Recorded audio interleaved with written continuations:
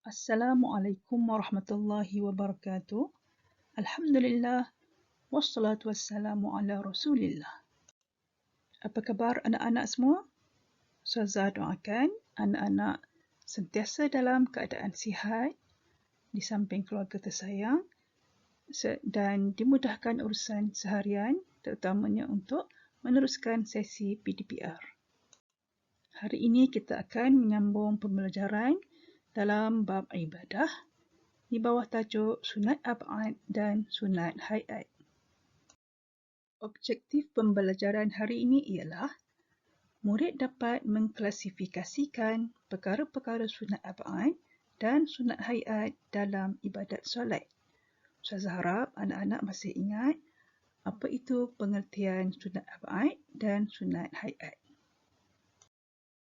Sunat ab'ad ada 6 perkara sebagaimana terdapat dalam buku teks Pendidikan Islam muka surat 94.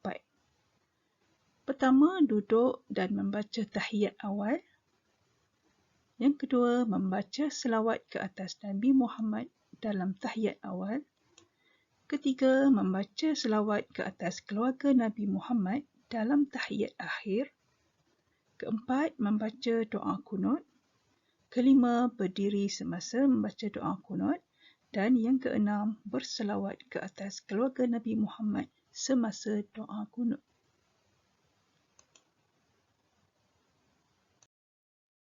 Manakala sunat hayat pula dibahagikan kepada dua, iaitu perbuatan dan bacaan. Sunat hayat ini lebih banyak daripada sunat ab'ad. Anak-anak boleh rujuk buku teks, muka surat 94 dan 95. Yang pertama, mengangkat kedua-dua tangan ketika takbiratul ihram, rukuk, i'tidal dan bangun daripada rukuk. Kedua, meletakkan tangan kanan di atas tangan kiri ketika berdiri. Ketiga, melihat ke tempat sujud. Keempat, duduk iftirash dan duduk tawarruk. Duduk iftirash ialah duduk semasa antara dua sujud dan juga duduk tahiyat awal. Itu namanya duduk iftirash. Manakala tawarruk ialah duduk semasa tahiyat akhir. Yang kelima, meletakkan kedua-dua tangan di atas paha ketika duduk iftirash dan tawarruk. Yang keenam, memalingkan muka ke kanan dan ke kiri ketika memberi salam. Seterusnya anak-anak, kita perhatikan pula pada sunat hayat dari sudut bacaan. Yang pertama, melafazkan takbir intiqalat. Apa itu takbir intiqalat? Takbir intiqalat ialah takbir yang mengiringi setiap perpindahan perbuatan dalam solat. Contoh, daripada kita berdiri, kita hendak rukuk, kita akan sebut Allahu Akbar. Itulah namanya takbir intiqalat. Hukumnya sunat hayat.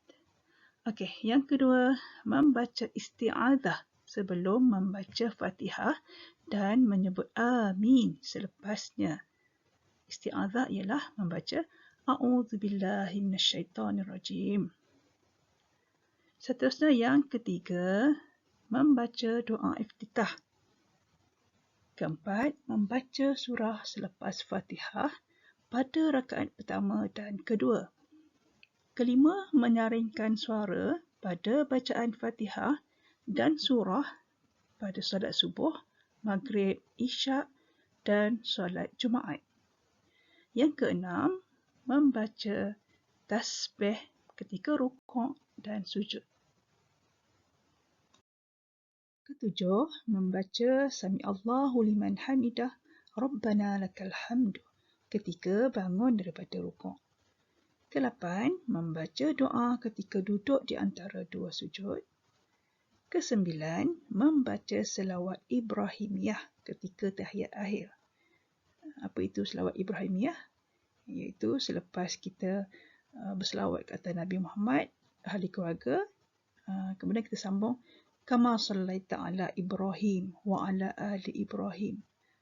Itulah sehingga akhirnya itu namanya selawat Ibrahimiyah. Hukumnya sunat hayat. Yang ke-10, memberi salam kedua. Salam pertama wajib, salam kedua hukumnya sunat hayat. Seterusnya, untuk aktiviti pengukuhan, anak-anak perlu membuat latihan di dalam buku aktiviti muka surat 92 dan 93. Okey, kita akan baca sama-sama.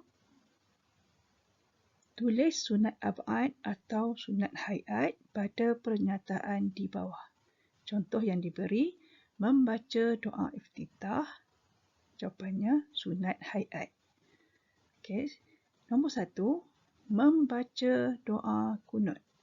Okey, anak-anak cuba teka apakah jawapannya. Nanti Ustaz akan bagi apakah jawapan yang betul. Okey, nombor 1, membaca doa kunut. Kedua, berselawat ke atas Nabi Muhammad sallallahu alaihi wasallam semasa kunut. Ketiga, membaca tasbih ketika sujud kedua. Keempat, mengangkat kedua-dua tangan ketika takbiratul ihram. Kelima, membaca wa'ala ali Muhammad dalam tahiyat akhir. Keenam, memberi salam yang kedua. Ketujuh, membaca Allahumma salli ala Muhammad dalam tahiyat awal. Kelapan, berselawat ke atas keluarga Nabi Muhammad sallallahu alaihi wasallam semasa kunut. Sekarang, cuba anak-anak tengok betul tak jawapannya. Membaca doa kunut, sunat ab'ad. Berselawat ke atas Nabi Muhammad semasa kunut, sunat ab'ad juga.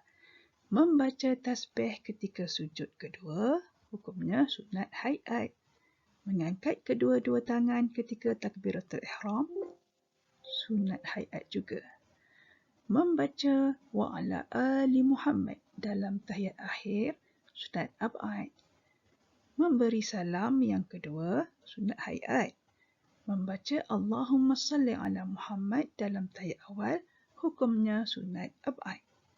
Dan berselawat ke atas keluarga Nabi Muhammad SAW semasa kunut, hukumnya sunat ab'ad. Okey, seterusnya latihan dalam muka surat 93, pilih dan suai. Luqman tertinggal amalan sunat berikut. Apakah yang perlu dilakukannya? Okey, ada dua pilihan jawapan. Pertama, dituntut sujud sahwi. Yang kedua, tidak dituntut sujud sahwi. Okey. Nombor 1, duduk tahiyat awal. Kedua, melafazkan takbir intiqalat mengiringi setiap perpindahan perbuatan dalam solat. Ketiga, membaca selawat ke atas Nabi Muhammad sallallahu alaihi wasallam dalam tahiyat awal. Keempat, membaca surah selepas membaca Al-Fatihah. Kelima, berselawat ke atas keluarga Nabi Muhammad sallallahu alaihi wasallam semasa kunut.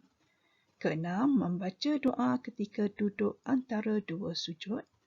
Ketujuh, berselawat ke atas Nabi Muhammad sallallahu alaihi wasallam semasa kunut. Dan yang ke-8, membaca selawat Ibrahimiyah. Okey. Selepas ini kita akan tengok apakah jawapan yang paling tepat.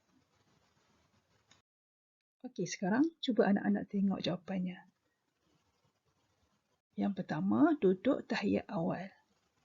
Sekiranya kita tertinggal, jadi sunat ataupun dituntut sujud sahwi.